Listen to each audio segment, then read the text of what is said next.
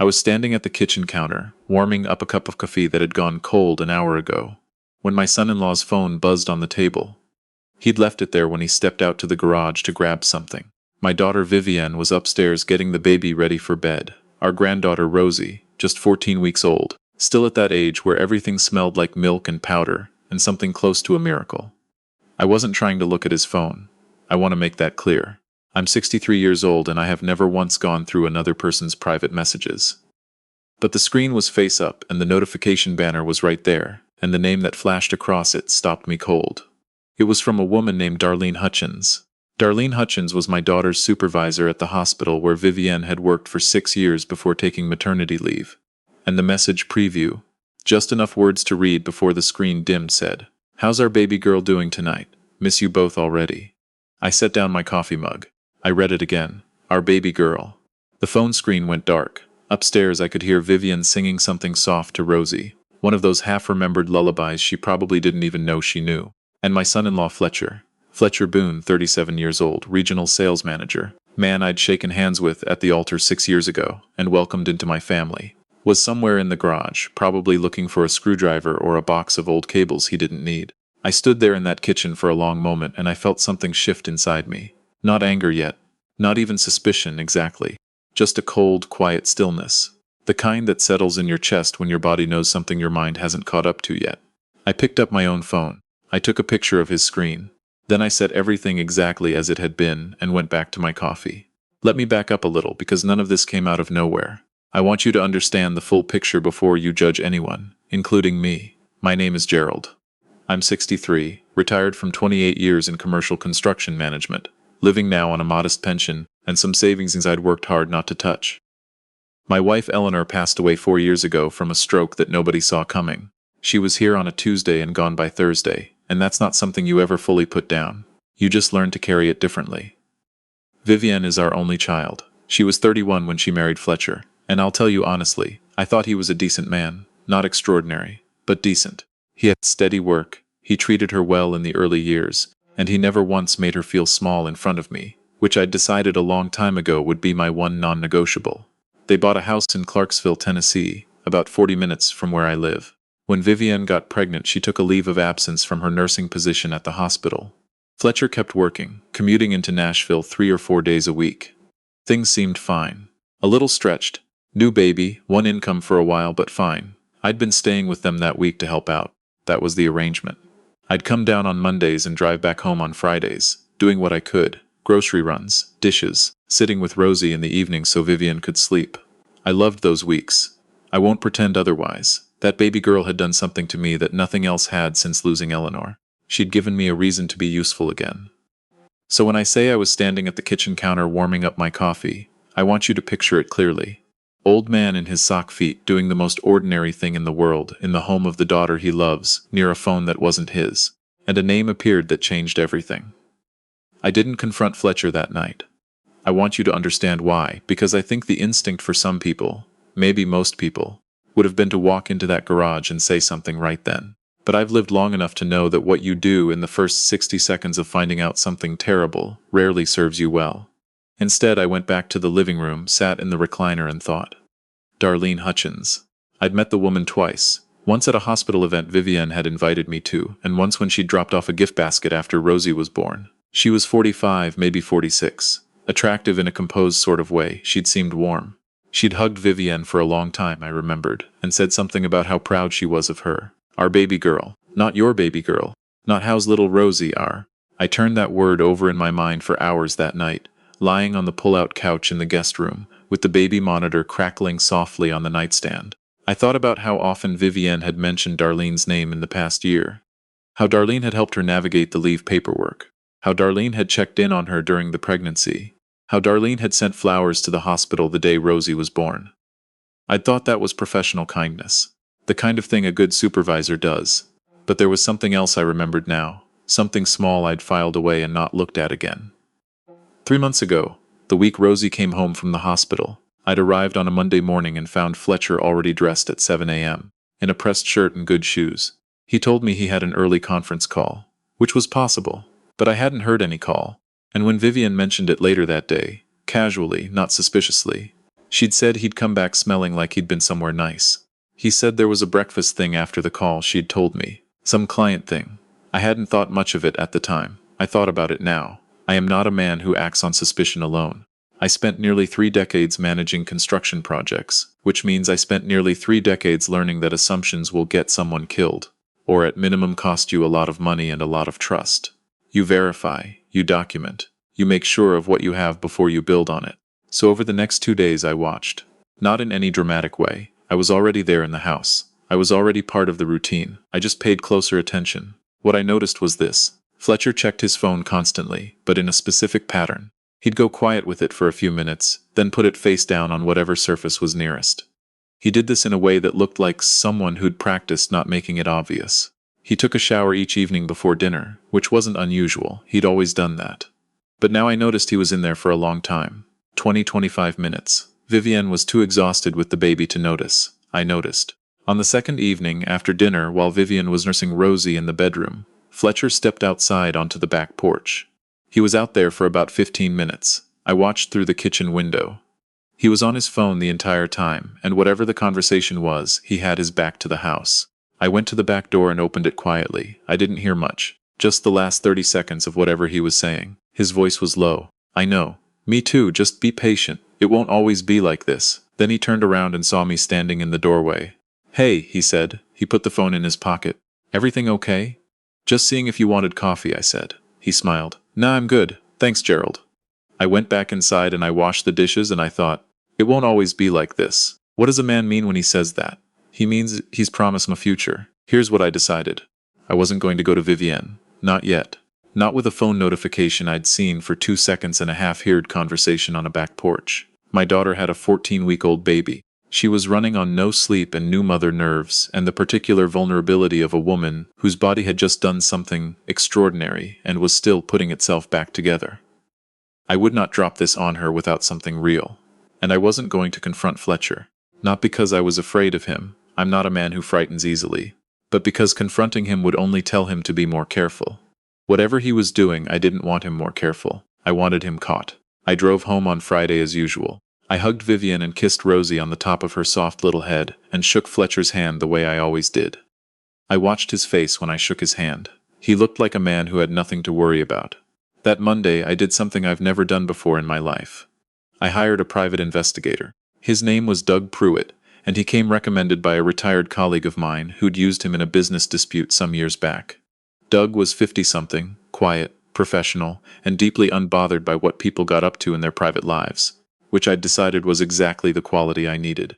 I told him what I had, the message, the pattern, the phone call. He listened without reaction and said he'd need 2 weeks.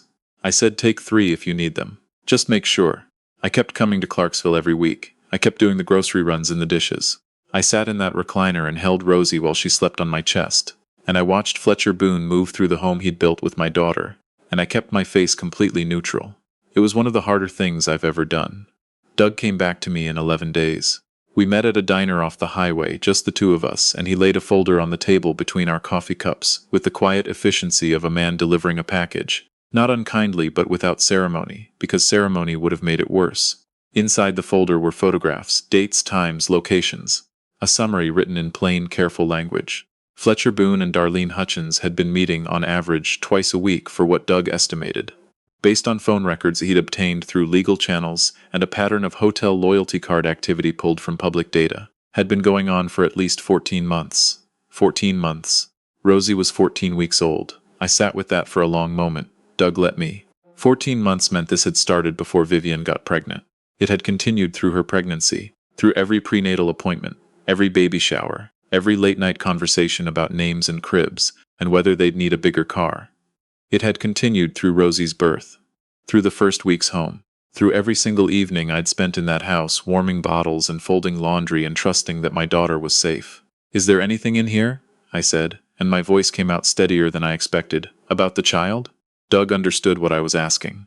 Nothing definitive, he said, but based on the timeline it's a question worth raising. I closed the folder. What do I owe you? I said. He told me. I wrote him a check right there at the table. We shook hands and he left and I sat alone in that diner booth for a long time, with a cup of coffee I didn't drink, watching the highway through the window. I called my daughter's pediatrician the next day. I know that sounds unusual, so let me explain. Vivian's doctor is a woman named Dr. Anita Reeves, whom I've known for 20 years. She'd actually treated Vivian as a teenager for a few years before she opened her own practice. I trusted her, and I needed to ask someone with medical knowledge a question I didn't know how to ask anyone else. I didn't give her names. I didn't tell her the whole story. I just asked her, as a general matter, what a parent would do if there were questions about a child's paternity, and what the right sequence of steps would be. She was quiet for a moment. Then she said, "Gerald, do you need a referral to a family law attorney?" I said yes. She gave me the name of a woman named Lorraine Pemberton, who'd been practicing family law in Nashville for over 20 years. I called Lorraine that afternoon. When I told Lorraine the full situation, the notification, the investigator's report, the timeline, the unanswered question about Rosie, she was quiet in the professional way that lawyers learn, which is not the quiet of someone without feelings, but the quiet of someone organizing information. "Here's what I want you to understand," she said when I finished. "Your daughter has options, real ones.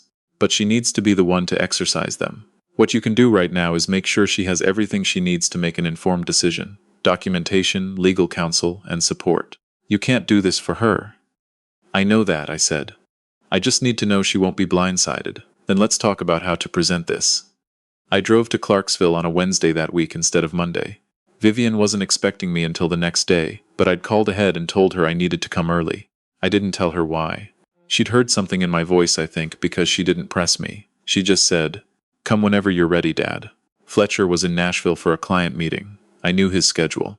I sat down with my daughter at the kitchen table, the same table where I'd stood 2 weeks before, reading a notification that wasn't meant for me, and I laid everything out, not quickly, not all at once. I started from the beginning, from the night I'd seen the message, and I walked her through every step I'd taken since then and why. She didn't say anything for a long time. Rosie was asleep in the bassinet in the corner of the living room, making the small animal sounds that newborns make, oblivious to everything. When I finished, Vivian looked at me for a moment, and then she looked at her hands. She had her mother's hands. I'd always thought so. And watching her look at them made something in my chest ache in a very specific way. "How long?" she finally said.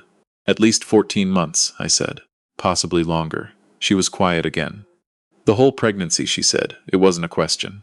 "Yes." She nodded once slowly, the way someone nods when they're telling their body to stay steady. "Rosie," she said. "We don't know yet," I said. "That's something that can be confirmed. But I didn't want to take that step without you knowing first. Nothing happens without you." She stood up from the table and walked to the bassinet and picked up her daughter and held her with a fierceness that I won't forget for the rest of my life. She stood there with her back to me for a minute, maybe 2. When she turned around, her eyes were wet, but her face had gone very still. "I need a lawyer," she said. "I already have a name," I said, "if you want it." She said yes. She called Lorraine Pemberton from the kitchen while I sat in the living room holding Rosie. I won't tell you what was said on that call.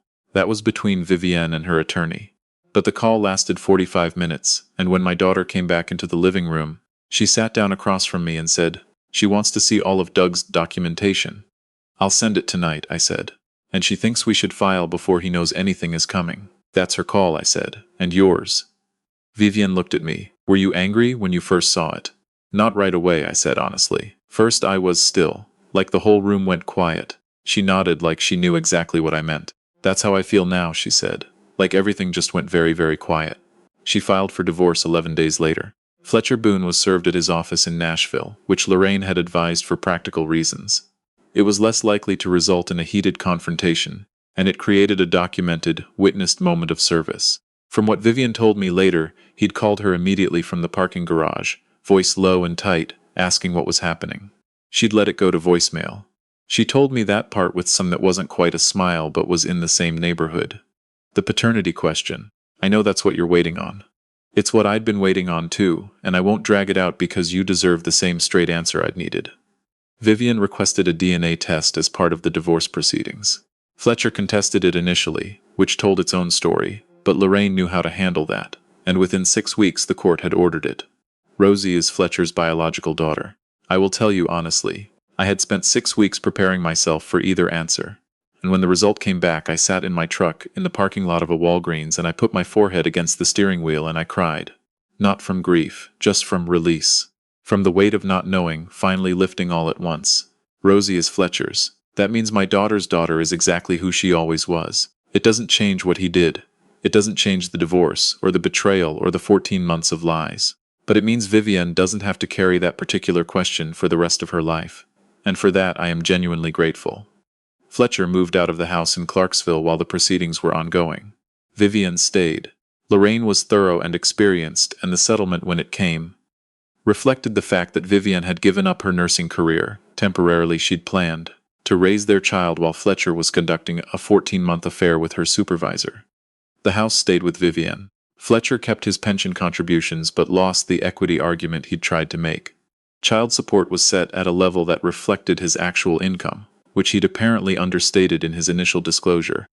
Something Lorraine had quietly anticipated and prepared for. Darlene Hutchins's involvement became known at the hospital when the divorce proceedings became a matter of record. I don't know exactly what happened after that. Vivienne didn't want to track it, and I respected that. But I understand Darlene is no longer in a supervisory position there. Whether she's still employed, I couldn't tell you. I want to tell you about a morning last October. Rosie was 6 months old by then, finally sleeping in something approaching a human schedule, which had changed Vivienne's quality of life in ways that were visible even over the phone. I drove down to Clarksville for the weekend. Not because I was needed in the same urgent way I'd been needed in those early months, but because I wanted to be there. Because being useful felt different now. Better, somehow. Like a choice instead of an emergency. We took Rosie to the park near their neighborhood, Vivienne's neighborhood, hers, and the morning was that particular October gold that Tennessee does so well, all low light and cool air and leaves just turning. Vivienne had Rosie in the carrier on her chest, and my granddaughter was wide awake and looking at everything with the focused curiosity of a baby discovering that the world is enormous. We walked it for a while without saying much. That's one of the things I've always loved about my daughter. She doesn't feel pressure to fill silence. Eventually she said, "You know what I keep thinking about?" "What?" "That night. You standing in the garage doorway with that excuse about coffee." She laughed softly. "He bought it completely. He didn't know he had anything to worry about," I said. "No," she said, "he didn't." We walked a little more. "Thank you," she said, "for not just telling me right away, for being careful about it." "I thought about telling you right away," I admitted. "For about 30 seconds. What stopped you?" I thought about how to answer that. I thought about Eleanor, and about what she would have done if our positions had been reversed. If she'd been the one standing at a kitchen counter and I'd been the one upstairs. I thought she probably would have handled it much the same way. More gracefully than me, maybe. But the same basic instinct. Protect first, panic never, act only when you're sure. "Your mother," I said. Vivienne didn't say anything for a moment. "Yeah," she said quietly. "That tracks."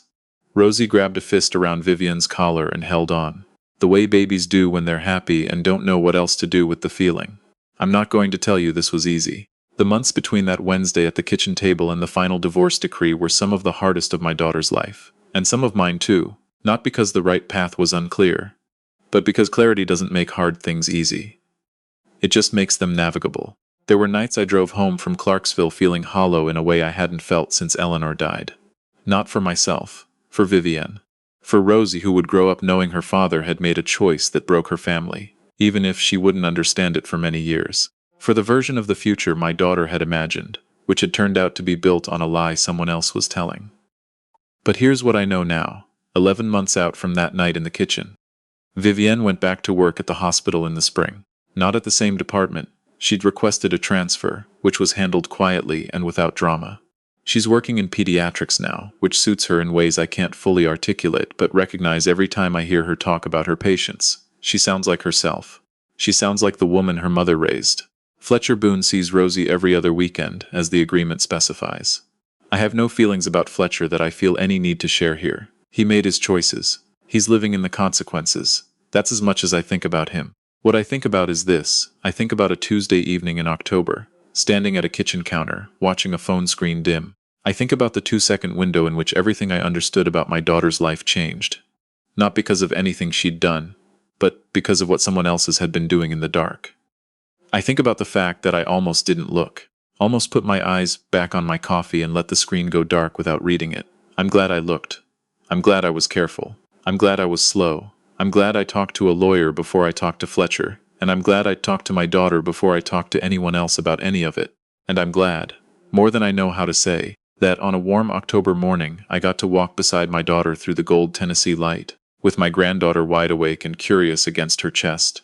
grabbing fistfuls of everything within reach the way she always does. The way every baby should get to do. Rosie didn't ask to be born into any of this. She's just here, in the world, exactly as she was always going to be. Completely herself, completely loved, and completely unaware that anything almost went differently. That's the only part of this story that was never in doubt.